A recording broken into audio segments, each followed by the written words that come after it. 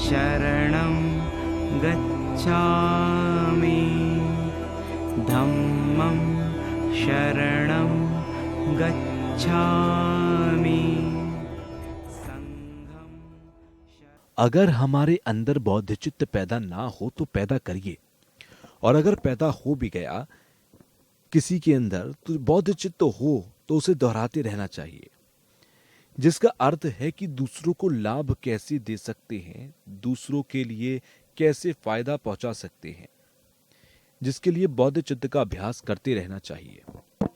ज्यादा से ज्यादा बौद्ध चित्त को बढ़ाते रहना चाहिए।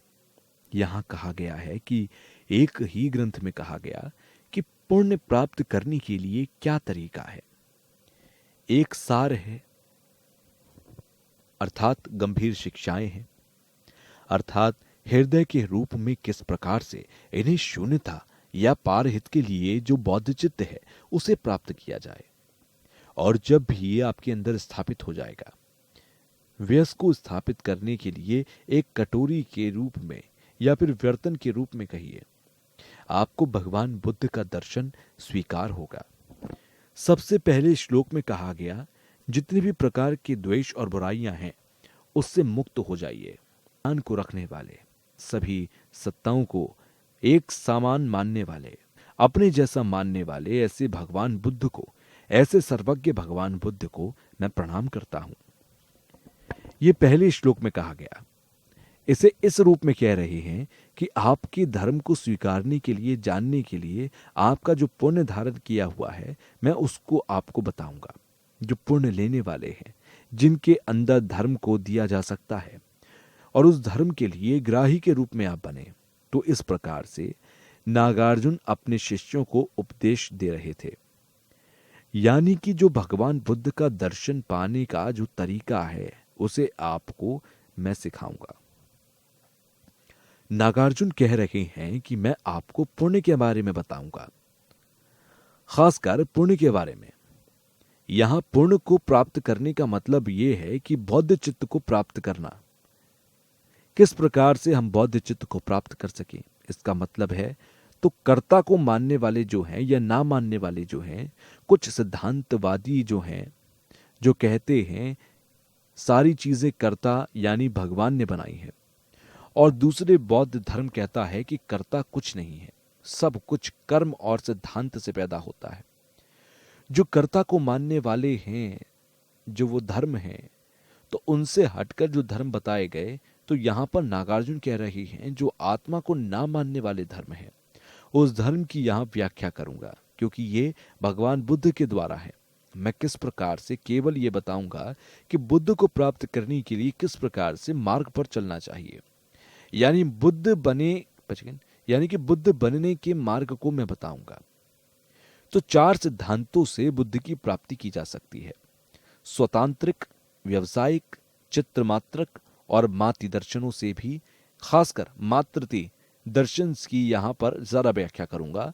जो लाभदायक हो, जो धर्म लाभदायक हो, उसी की मैं व्याख्या करूंगा।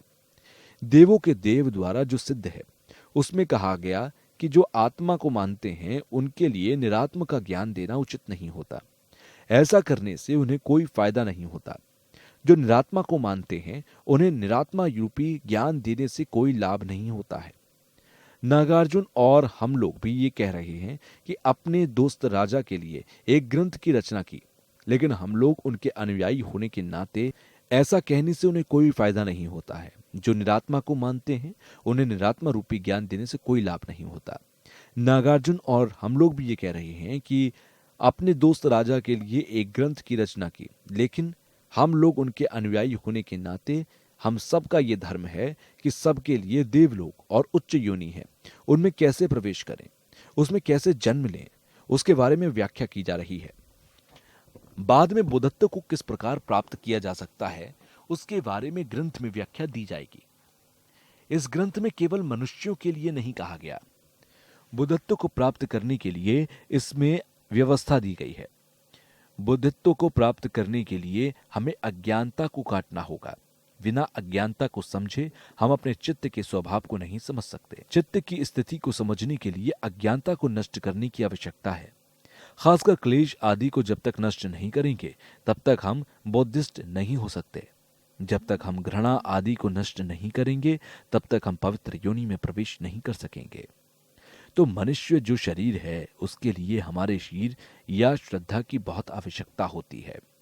श्रद्धा और ज्ञान का साथ हमेशा बना रहना चाहिए। श्रद्धा हो तो ठीक है, लेकिन बिना ज्ञान की श्रद्धा अंधविश्वास की संभावना बढ़ाती है। श्रद्धा उत्पन्न करें और उसके द्वारा धर्म का अभ्यास करेंगे, तब जाकर हमें मनुष्य लोक में जन्म मिल सकता है। चंद्रगुप्त ने कहा कि भक्त बनने की इच्छा रखता है तो ऐसे व्यक्ति को ही भगवान बुद्ध शरण दे सकते हैं, यानी उनके प्रति आस्था रखने से ही भगवान बुद्ध दर्शन दे सकते हैं। अन्यथा बिना कामना किए बुद्धिस्ट बनना मुमकिन नहीं है। बौद्ध सिद्धांतवादी सिर्फ देवलोक या फिर मनुष्य लोक इत्यादि में जन्म लेने की कोशिश करते हैं। यही करने से उनका उद्देश्य रहता है कि किस तरह से देवलोक में पैदा हो सकें, लेकिन बौद्धित्व को प्राप्त करने के लिए आस्था होनी चाहिए। उनका जो उद्देश्य है, उनका सिद्धांत है, उसी प्रकार से होता है। तो आत्मा को मानने के कारण इस प्रकार सिद्धांत का वर्णन किया गया। जो लोग सिद्धांतों को मानते हैं उनके लिए आत्मा का सिद्धांत कहा गया है और सिद्ध भी किया गया है कि किस प्रकार से आत्मा होती है। जो लोग आत्मा को नहीं मानते हैं उनके लिए भी निरात्मा के सिद्धांत को सिद्ध किया गया है और आत्मा का पूर्ण रूप से विरोध किया गया है। तो श्रद्धा के ज्ञान के सहारे ही यह संभव है। श्रद्धा और ज्ञान साथ होना चाहिए। तो बुद्ध के ज्ञान के बारे में जानने के लिए प्रज्ञा बहुत जरूरी है। बिना प्रज्ञा के अनात्म को नहीं जान सकते, इसलिए प्रज्ञा महत्वपूर्ण है। प्रज्ञा का हर जगह होना बहुत महत्वपूर्ण होता है। ऐसा कहने भर से मेरा धर्म ऐसा है, दूसरों की हानि होगी, लाभ नहीं होगा, ऐसा कहने से आप दूसरों से मतलब नहीं रखेंगे और दूसरों को हानि पहुंचाएंगे। ऐसी भावना नहीं रखना चाहिए। केवल धर्म ऐसा है वैसा है बिना अर्थ को समझे तो धर्म के सार को नहीं समझ पाएंगे। ग्रंथ के अनुसार जो पहले उच्च लोक का अभ्यास करते हैं उसके निश्चित रूप से भगवान बुद्ध को प्राप्त करते हैं, इसकी भावना पैदा होती है। बुद्धत्व को प्राप्त करने के लिए धीरे धीरे हमें मनुष्य का शरीर त्याग करने के बाद ही हमें बुद्धत्व की प्राप्ति हो सकती है। जो भी उच्च भूमि है उसको कहा गया है कि एक सच्ची खुशी का उपाय है, एक स्टेटस है, और जो हमारा है वही एक प्रमुख रूप से मोक्ष का या फिर मुक्ति का एक साधन है। इसी के लिए हमें सार के रूप में समझें तो इसके लिए श्रद्धा और साथ साथ होना चाहिए ज्ञान। इन दोनों को साथ लेकर ही सच्चे सुख को प्राप्त किया जा सकता है, जिसमें विश्वास होता है या श्रद्धा होती है। जैसे भगवान बुद्ध के अभ्यास पर जो श्रद्धा रखता है तो उसके लिए जरूरी है कि आपकी जो सत्यता है वो ज्ञान पर सिद्ध होती हो।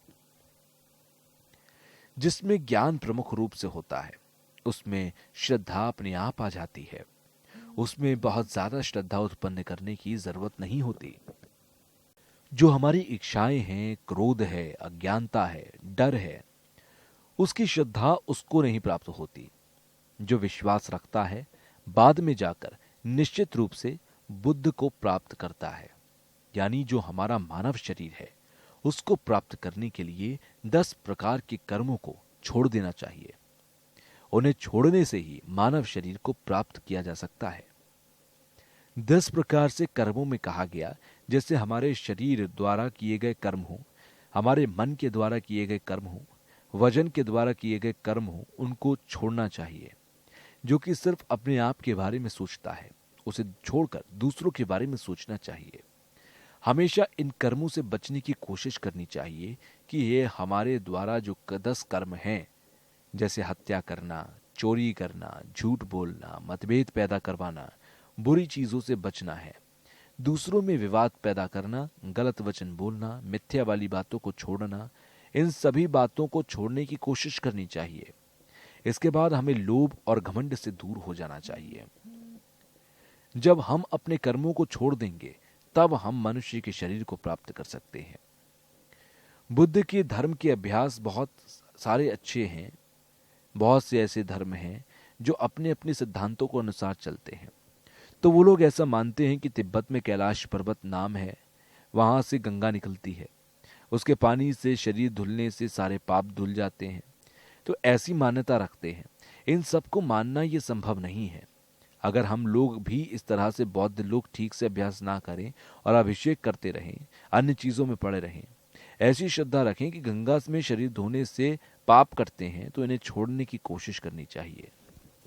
जैसे कि आप शराब पी लें, दूसरों के साथ झगड़ा कर लें, बुराई कर लें, सम्मान ना करें, तो ये 4 प्रकार की चीजें हमें बदलना चाहिए।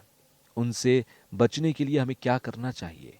इससे बचने के लिए दूसरों का सम्मान करना चाहिए, सम्मानितों को सम्मान देना चाहिए, प्यार करना चाहिए, सभी अच्छी चीजों का अभ्यास करना चाहिए। अभ्यास का मतलब ये नहीं कि आप अपना शरीर तपाएं या अपने शरीर को कष्ट दें, ऐसा नहीं है। बहुत सारे लोग हैं जो अपने शरीर को कष्ट देते हैं और मानते हैं इससे मोक्ष प्राप्त हो जाएगा। दूसरों को समझाने की कोशिश करनी चाहिए। दूसरों का आदर सम्मान नहीं करते, उन्हें भी भगवान बुद्ध के मार्ग पर आना चाहिए। दूसरों को देखना चाहिए जो दूसरों का आदर सम्मान नहीं करते, उन्हें दान देकर अपने धैर्य के द्वारा दूसरों को दुखी या दीन है उनकी मदद कर इन सारी बातों से छुटकारा पा लेना चाहिए और उन्हें भी छुटकारा दिलाना चाहिए। यही तरीका है बुद्ध के मार्ग की ओर बढ़ने का। चोरी, लूट, शराब जैसी चीजों को जो अपनाता है, फिर वो चाहे धर्म को माने या ना माने, वो सभी कानून के खिलाफ होते हैं। ऐसे लोगों के लिए धर्म जैसी चीजें नहीं होती। दूसरों में विवाद पैदा करना या बुराई करने से शायद जेल नहीं जाना पड़े, लेकिन चोरी, डकैती, लड़ाई करने वालों को दंड मिल सकता है। दंड मिलना निश्चित है, चाहे शासन के द्वारा मिले या कहीं और। इससे मुक्त होने का अभ्यास करना चाहिए। अगर आप चाहते हैं कि आप इन सब से दूर रहें, तो 10 ऐसे कर्म हैं जिन्हें छोड़ देना चाहिए। दूसरों से अगर प्रेम करेंगे तो हम चोरी नहीं करेंगे, हत्या नहीं करेंगे, उसके साथ गलत व्यवहार नहीं करेंगे। तो खासकर पाप की बात की जाए तो दूसरों का पाप जो होता है दूसरों पर निर्भर होने के कारण उत्पन्न होता है। दूसरों पर निर्भर होकर ही हम दूसरों को गाली देते हैं, हत्या कर सकते हैं, चोरी कर सकते हैं, जबकि इससे बचना चाहिए। यानी जितना ज्यादा पुण्य का संचय करेंगे उतना ही ज्यादा हम खुश रहेंगे, सुख मिलेगा। जानवर लोक से बचने के लिए कि जानवर लोक में हमें जन्म ना मिले, इसके लिए हमें पुण्य करना चाहिए। अगर हम दूसरों के बारे में सोचेंगे तो पाप नहीं होंगे। हमें दूसरों की भलाई के बारे में, उसके फायदे के बारे में सोचना चाहिए। पुण्य की जो प्रेरणा है, जो मोटिवेशन है, तो आपके साथ साथ दूसरों का भी पुण्य मजबूत होगा। हमारे शरीर से 3 प्रकार के कुशल कर्म किए जाते हैं। अगर हम हत्या करेंगे तो हमारा जीवन छोटा होगा। चोरी हम करेंगे तो सामान चुराएंगे तो हम खुद गरीब हो जाएंगे। दूसरों को अगर हम अपमानित करेंगे तो हमारे दुश्मन बनते चले जाएंगे। तो इसलिए मिथ्यावाद से बचने के लिए दूसरों के बीच अंतर पैदा करने से, मित्रों के बीच भेदभाव पैदा करना, गैर जरूरती शब्द बोलना, गाली गलौज करना या बेकार की बात करना अच्छी बात नहीं है। ये सब लालच आदि की जो हमारी इच्छा है वो हमें वास्तव में एक प्रकार से दुख देगी। हमारी मिथ्य दृष्टि हमारे गलत विचारों को बना देती है। तो हमारे अंदर जो चीजें हैं वो हमारे मन नष्ट करती है। दूसरों पर ध्यान न देने से हमारे पास गरीबी आती है। गलत तरीके से जाएंगे तो हमारे अंदर छल कपट की भावना पैदा होती है। हमारे अंदर गलत विचार पैदा होने से हमारी आने वाली संतानों में भी गलत भावना आ सकती है। हम अगर घृणा पैदा करते हैं तो हमारी सुंदरता नष्ट होती है। जितने भी गलत रंग दिखाई पड़ते हैं वो हमारे गुस्से के कारण उत्पन्न होते हैं। पेज नंबर 25 देखिए, इसमें खासकर किस प्रकार बुद्ध को प्राप्त किया जा सकता है उसके बारे में बताया गया। जहां तक बुद्ध बनने की बात की जाए तो केवल बौद्ध धर्म में ही कि किस प्रकार से बुद्ध को प्राप्त किया जा सकता है। बौद्ध धर्म के सिद्धांतों के अनुसार ऐसा संभव है।